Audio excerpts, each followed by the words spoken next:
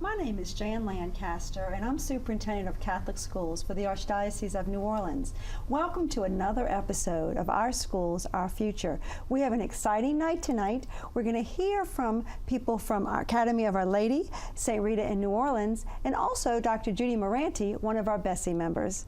Well, welcome. We have Sister Michelle and we have Craig Kirkland here today from Academy of Our Lady. Welcome. We're so glad you're here tonight. Thank you very much, Dr. Lancaster. And some exciting things are happening at Academy of Our Lady. Very exciting time for us. In addition to our volleyball team finishing an undefeated district schedule and hosting a playoff game in a few days, I think we all have a lot of anticipation about our new school building that's going up. Well, I want to hear all about that, as well as some exciting things going on with the academics. But of course, what impressed me the most every time I go to Academy of Our Lady is the way that you all minister to the girls and truly live your faith through the ministry of Catholic education. I mean, that's number one. That's who we are. So if you want to talk a little bit, Sister Michelle, about what's going on? Sure. I think what's exciting is we have a chance to take our academic program and build a facility around it. So for example, we have 4 academic majors that young people can do: medical, law, STEM, and culinary. And we've actually designed the school around some of those majors. So for example, the medical academic major, the students have a chance to internship at West Jeff. They do 40 hours in a semester at West Jeff, but then they also come back to the classroom, and in their second year, they go out to Our Lady of Wisdom, and they actually go through a whole pre-nursing program. So the classroom for that was designed around... Well, it's called a hospital lab room, where there is a setting for the students to have lecture work, but adjacent to it is an actual hospital room with a hospital bed and all of the equipment that goes with that, so they can get true hands-on experience in that kind of a setting, similar to our culinary setting, which is not your mother's home economics. It's an industrial restaurant type setup that will have a demonstration platform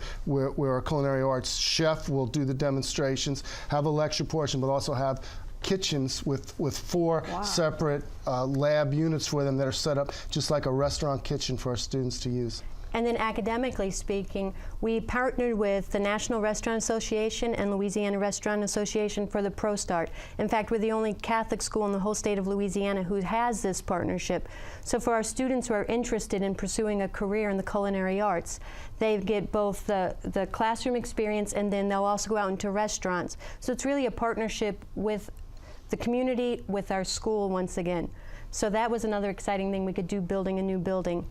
Our third program is STEM, Science, Technology, Engineering, and Math.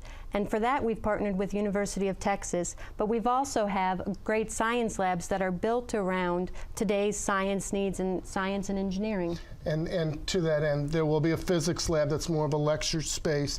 There will be the chemistry lab that has specially designed laboratory tables that recess to sitting height for note-taking, then up for the students to stand up and do their experiments that way. And then the biology lab that follows that. It's I don't want to keep saying state-of-the-art, but it is as good as it gets. Well, that is wonderful. And how is the building coming along? Pilings have been driven. The foundation for the gymnasium and cafeteria have been poured. Part of the structure of the cafeteria has gone up, and part of the driveway's in, but we still have another 12 months to go before but we're on time, and the weather's been good to us. And Jan, what's been a beautiful opportunity for the students, because this really is their school, is just last week we took out a group of students. All students could put their name in, and then they were chosen. And 7 of them got to go out to the site. We did a prayer to St. John Bosco and placed medals right before the foundation for the classroom buildings are laid. We did the same thing for the gymnasium with the athletes, and then we'll take the teachers out when we do the administration building. So it's beautiful to see the school going up, and then the young people in the community being able to witness and take part in this momentous occasion. Well, all these buildings, how many buildings? I mean, what is the school going to look like when it's all said and done? There'll be an administration building with a traffic circle in the front of the school that includes all the offices for the administration, and then the centerpiece of the school is the chapel, and that would really be where our visitors would enter Connected to that is a library building that also includes a technology suite in which, again, our student interns will work. They're mostly juniors and seniors that take the program for that, but when a student comes in with a iPad question or a problem, they come to the counter and student interns will take it back to the workroom, and under the supervision of our technology people there, they will get their problems taken care of, and they'll get them out of that store. Then across the main part of the campus will be a 2-story classroom building with about 25 classrooms, and that will form what we call the reflective quad, or it's an area that will be from the back of the chapel that will be a prayerful place. On the other side of the school building, where the cafeteria and the gymnasium are, is more of a student fun-spirited quad area. That courtyard will be where they'll have a lot of activities at lunchtime and after school. So it will be right now something that we've waited a long time for, and more than that, it's so much more room that we'll have on the campus for parking, for ball fields, for all those things that we're so looking forward to serving the students that we serve. Well, something you brought up that I want to touch on is the iPad initiative. We talked about that previously. You've been doing that for several years. How is that coming along, and what's happening with the iPad initiative? I think it's very exciting because right now most of the textbooks are on the iPad, but they're really learning to use the iPad as a tool. What's interesting, I was just in the science classrooms this week, is there's a lot of devices and monitors and everything that hook right up to the iPad and will record the data for the students. So it's really an integrated system. And then the students, really the smart boards, I almost hate to say it, are going out, because the students with their iPad can project it right onto a flat screen TV, and the teacher can choose what iPad to display up there, so the students can work out a problem and then display it for their class, kind of like what we used to do with the chalkboard and whiteboard. It's now been all replaced by the iPad. And then we have the creation station with the Macs, where they can create something and then put it in their iPad or drop it to the whole school, create videos. We do our whole TV production now almost exclusively through the iPad. That is wonderful. And you know, I want to say, and it's almost time for us to go, but I want to say, when I came to Academy of Our Lady last year, I saw Catholic Relief Services there, talking to the students and letting them know the importance of making the world a better place through what they do and how they can do that. And once again, I just commend you, because the number one thing we do is show children how to make the world a better place and live their faith as lifelong Catholics. And you all are doing that so well. And then with the strong academics and the new building, it's just an exciting time to be at Academy of Our Lady. So thank you all so much for being here tonight. Thank you very much, and thank you for your continued prayers. Well, I'll keep coming out to look at that building. That's an exciting time. So once again, thank you very much. And we will be right back with Karen Henderson from St. Rita.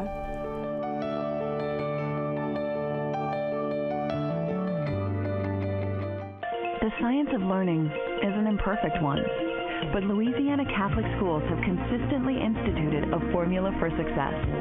An astonishing 95% of Catholic school students go on to college. And last year, they brought with them over $185 million in scholarship awards. Shouldn't you invest in success and the confident leaders of tomorrow? Louisiana Catholic schools, in a class of their own.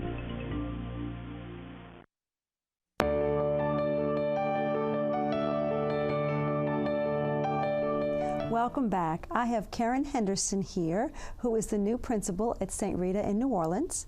And welcome, Karen. Thank you. Thank you. We are so excited that you are principal of one of our schools at St. Rita this year. We had wonderful Sister Annette there for many, many years. Yes. And yes. So you're following just someone who has just so beloved in Catholic education. So could you tell us a little bit about what you're doing this year? You're doing some exciting things, and you just told me right before the break that you actually, the kids are asking about Sister Annette. Yes, and they do. Just tell me about what you're doing and your theme this year. Our theme this year is embracing the past, or honoring the past and embracing the future.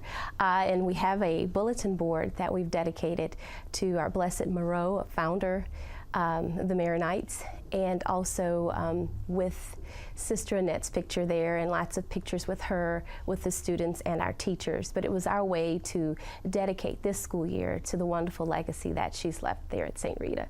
Well, and she was so excited when you came on board as principal last year, when it was announced that you were coming on board. Oh, she was just so thrilled with that. Ooh. And after getting to know you, I can see why. You know, I walk into St. Rita, it's just such a family. You feel that the family atmosphere, and it permeates our Catholic faith. Can you tell us a little bit about that and what you're doing to ensure the Catholic identity of the school? Absolutely. We've implemented what we call morning meeting, which is an opportunity for us to gather together. We pray every morning, and we sing our school song as a prayer, and I think those are wonderful traditions that Sister Annette has helped to start there, and we continue those. So it is just a wonderful way to begin our day every day. We've also started with a book called Have You Filled a Bucket Today?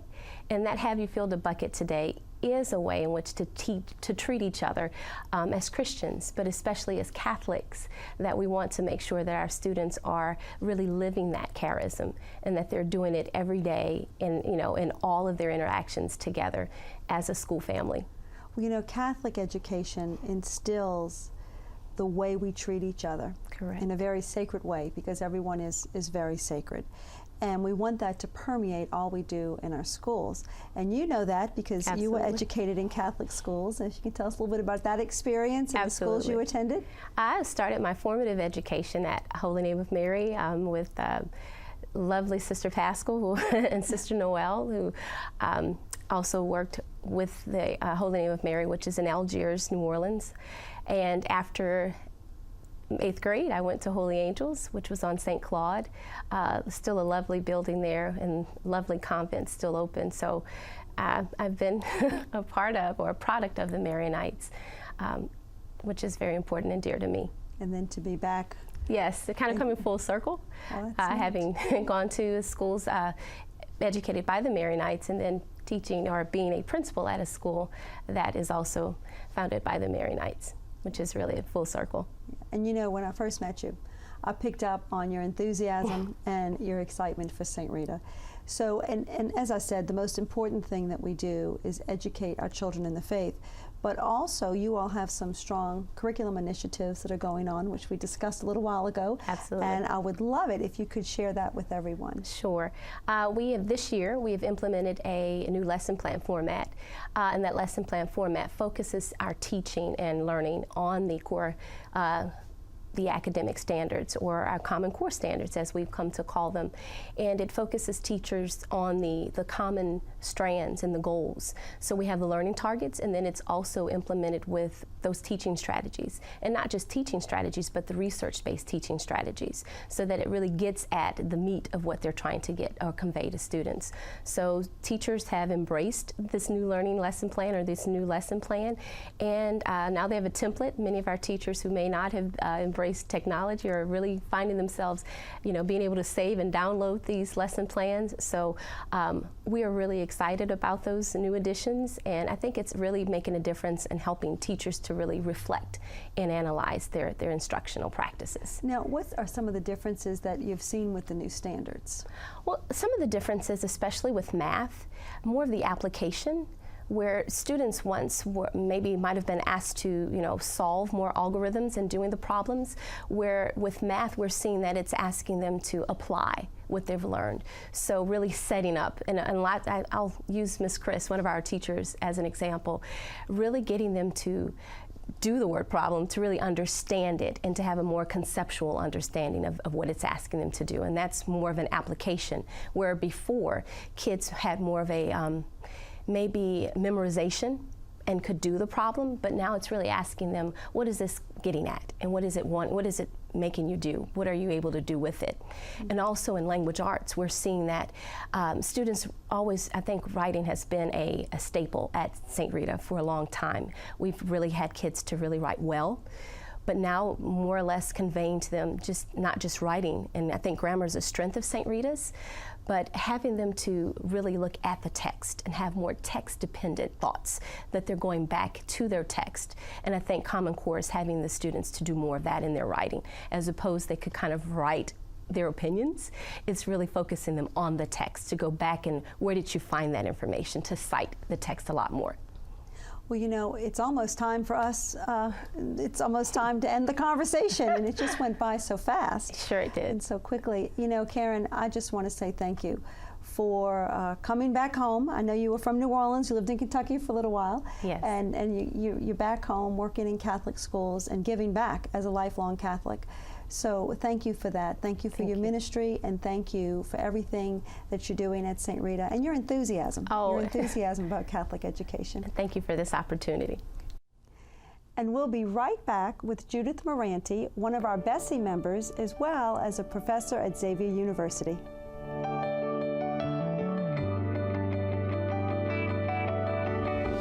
It's happening in schools and schoolyards. A timeless tradition is rekindled with every new class, in every new face. In Louisiana Catholic schools, learning goes beyond textbooks and testing.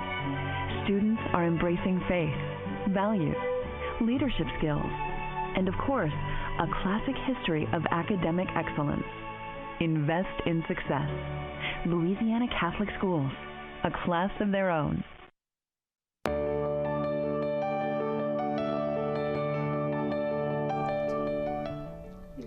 Welcome back. With us, I have Dr. Judy Moranti.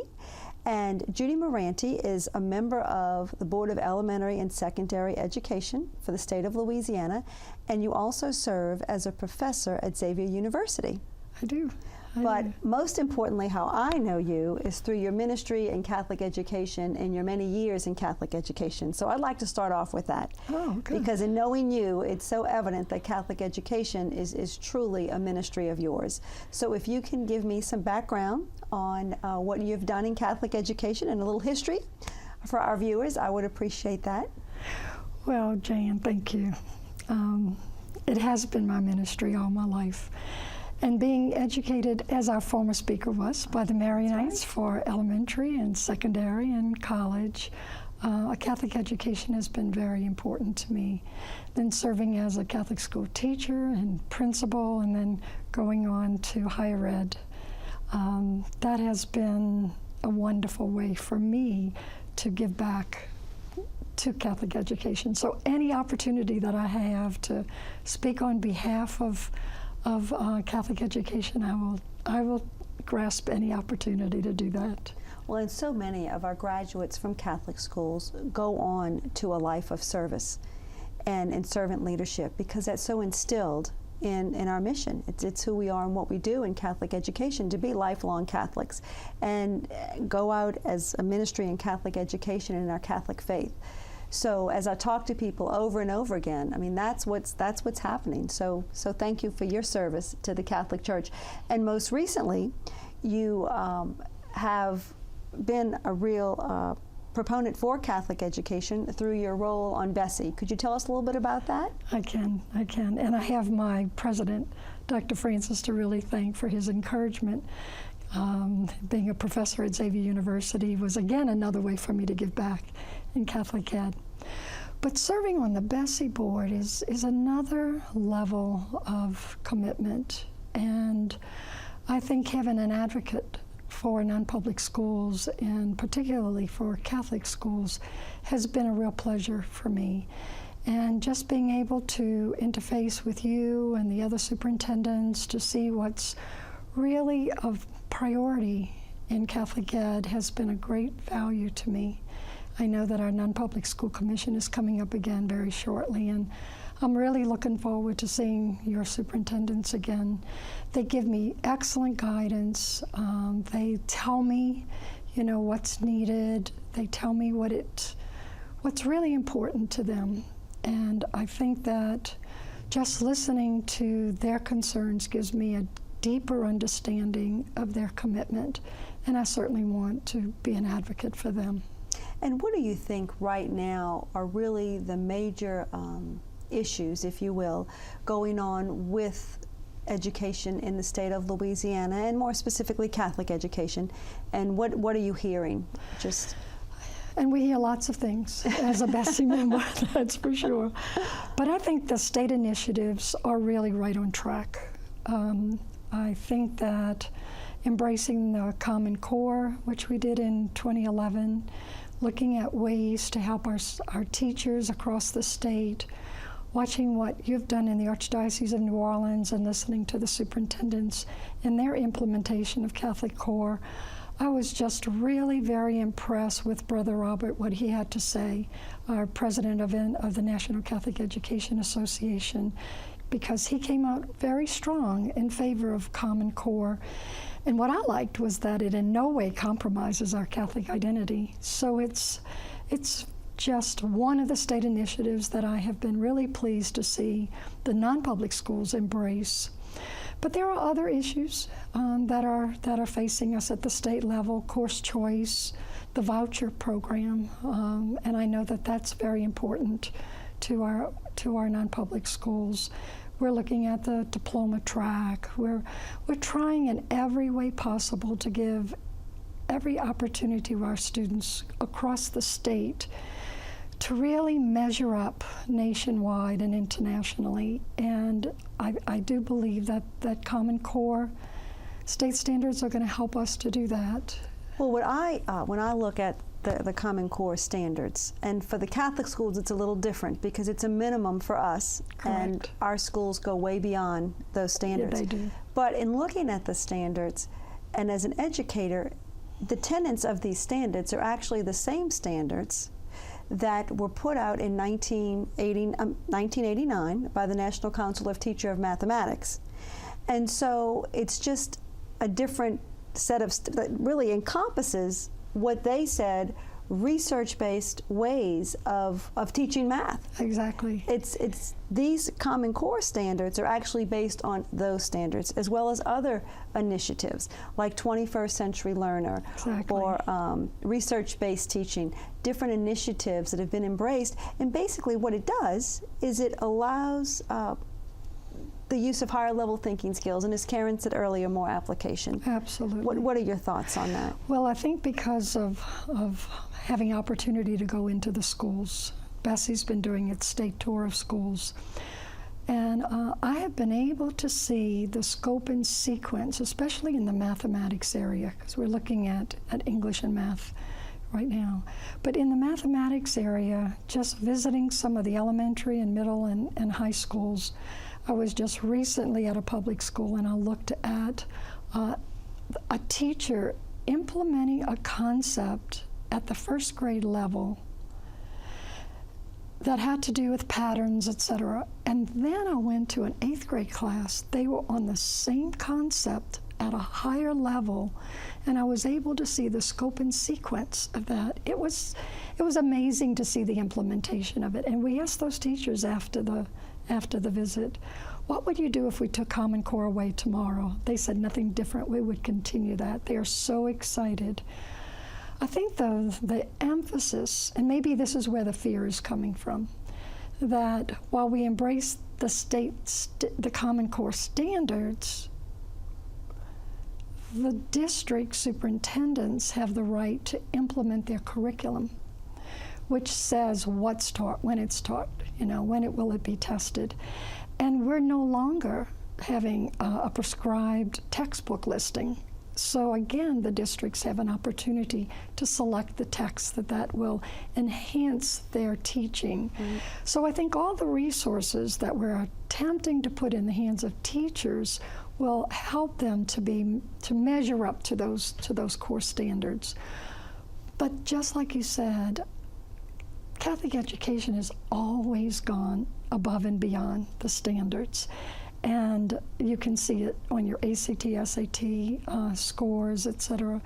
So I think that you've already taken your own rigorous curriculum, looked at the standards, you saw that you were already doing that, and then applying some of the best practices for students to be able to measure to those standards. Right, and in Catholic schools, our principals have, along with their teachers and their parents, to make those decisions as to what's best for their respective schools. Exactly. And you know, Judy, time's up. This went by so quickly. Of course. But I do want to say thank you for being here, and you do so much for Xavier University. We didn't get to discuss that as much as I would have liked. It's been wonderful. But just your years of ministry in different entities in Catholic education, just I admire it. I thank you for it, and thank you for serving on the Bessie board as well.